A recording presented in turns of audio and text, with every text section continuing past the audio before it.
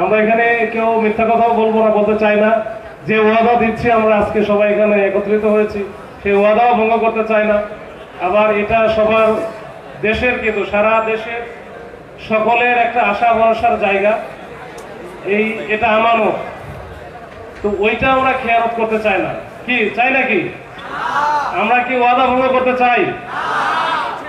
তোমাদের যারা আছো, এই যে এখানে তোমার বাবা মা পাঠাচ্ছে কিসের জন্য? পড়াশোনা করার জন্য, মানুষের মতো মানুষ হবার জন্য। মানুষের মতো মানুষ হতে গেলে আমাদের পড়াশোনা করতে হবে,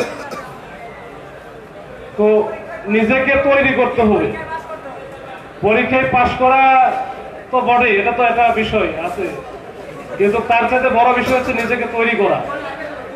তোমরা যদি নিজেকে তৈরি না করো, নিজেকে প্রস্তুত না করো ভবিষ্যতের জন্য, তাহলে কিন্তু সবাই বিপদে পড়বে। আমরা পড়াশোনা করেছি, আমরা একেবারে গ্রামে, প্রত্যন্ত গ্রাম থেকে পড়াশোনা করে উঠে আসা। আমরা কিন্তু ওই যে যখন যে আমরা একটা উদাহরণ দেই না, যে একটা পাখি গাছের ডালে যখন বসে, ওই গাছের ডালটা মরা না জেতা না ওই যে ভঙ্গু ভেঙে যে কোনো সময় পড়তে পারে, এটা নিয়ে কিন্তু পাখির কোনো মাথা ব্যথা থাকে না। পাখির ভরসা কোন জায়গায়? পাখির ভরসা কোন জায়গায়?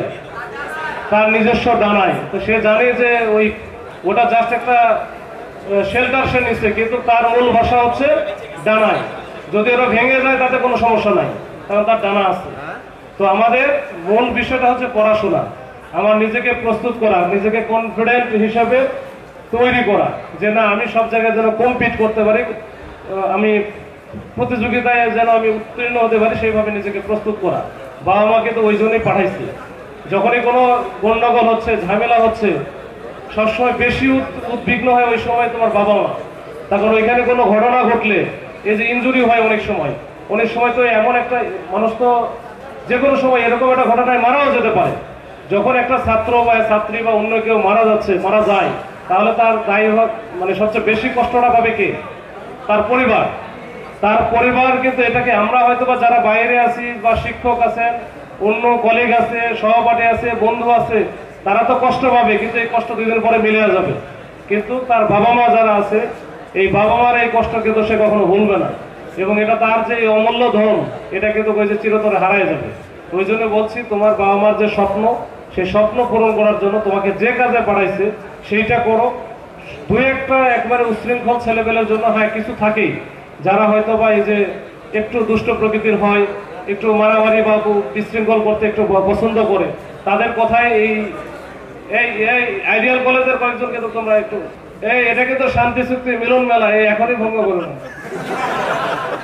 স্কিন শুষ্ক রুক্ষ হয়ে যাবে বলে কি বাইরে যাবে না? জাস্ট 1 2 3 4 করো, স্কিনটাকে রিভাইভ করো। আচ্ছা, আমরা ভবিষ্যৎটা এমন একটা দেখতে চাই যে এই যে যেটা আমরা নিয়ে আসছি একটা পর্যায়ে, এখানে ঢাকার একেবারে প্রাণ কেন্দ্রে এই 3টা কলেজ অবস্থিত। প্রাণ কেন্দ্র মানে এটা কোনো কিছু হলে কিন্তু একটু এদিক ওদিক হইলেও কিন্তু সবাই জেনে যায়, সারা বাংলাদেশ জেনে যায়। এর মধ্যে ঢাকা কলেজ সবচেয়ে সুনামধন্য, এখানে সিটি কলেজ আছে, সবাই চিনে। আইডিয়াল কলেজ আমরা সবাই জানি। তো এই 3টা কলেজের একেবারে যারা মহিমায় উদ্ভাসিত, যে 3টা কলেজ, এই 3টা কলেজের স্টুডেন্টদের ওই রকম অবস্থা থাকবে, তাদের জেস্টার পোশাক ওই রকম হবে। আমি কেন হচ্ছে একজনের পোশাক দেখলে, ইউনিফর্ম দেখতেছি যে এটা হচ্ছে ঢাকা কলেজের, গিয়া মারলাম, ওইটা হচ্ছে সিটি কলেজের, গিয়া হচ্ছে ধর, মানে কোনো কিছু যাচাই বাছাই করা খুব কিচ্ছু নাই। কে কি তাও জানি না, হয়তো ওই ছেলেটা কোনো কিছু জানতোও না, কোনো একটা ঘটনা ছোটখাটো ঘটছে জানিও না, কিন্তু তাকে ইচ্ছা মতো মার দেওয়া হলো। এই বিষয় থেকে আমরা দূরে সরে চলে আসছি।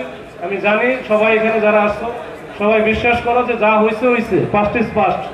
আমরা এখন থেকে একেবারে নিজের সহপাঠী, নিজের বন্ধু, নিজের সহযাত্রী হিসাবে ভবিষ্যতের স্বপ্ন বাস্তবায়নের জন্য এখানে কাজ করে যাব, লেখাপড়া করে যাব, নিজেরটা করে যাব। আমরা যদি মেধা, মননশীলতা, যোগ্যতা যদি প্রমাণ করতে পারি, তাহলে কিন্তু তোমার বাবা মার স্বপ্ন পূরণ হবে।